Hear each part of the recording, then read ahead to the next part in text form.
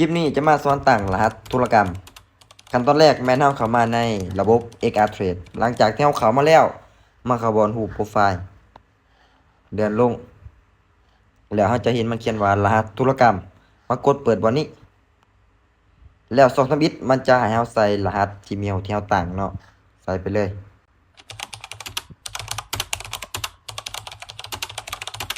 โอเคหลังจากที่เฮาใส่เรียบร้อยแล้วเนาะช่องที่สองจะเป็นรหัสทาง Gmail เนาะเขาจะส่งมาให้มีแต่ว่ากดบนการย้อนนี้ปึ๊บโอเคออกไปเข้าในแอป Gmail โอเคเห็นบ่1 โมง 9 นาทีตัวนี้ได้เนาะมาคัดลอกเอาตัวนี้ไปวางใส่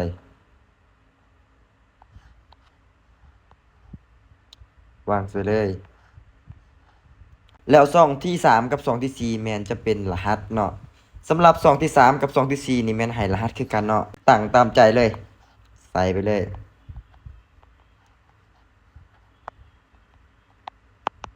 หลังจากที่เราใส่ไปทีเรียบร้อยแล้วก็มากดบอลเปิดใช้งานเลยปึ๊บโอเคเรียบร้อยเนาะวิธีเปิดร้านธุรกรรมง่ายๆเบิ่งคลิปนี้ให้จบจะสามารถตั้งในตัวเองเป็นแน่นอน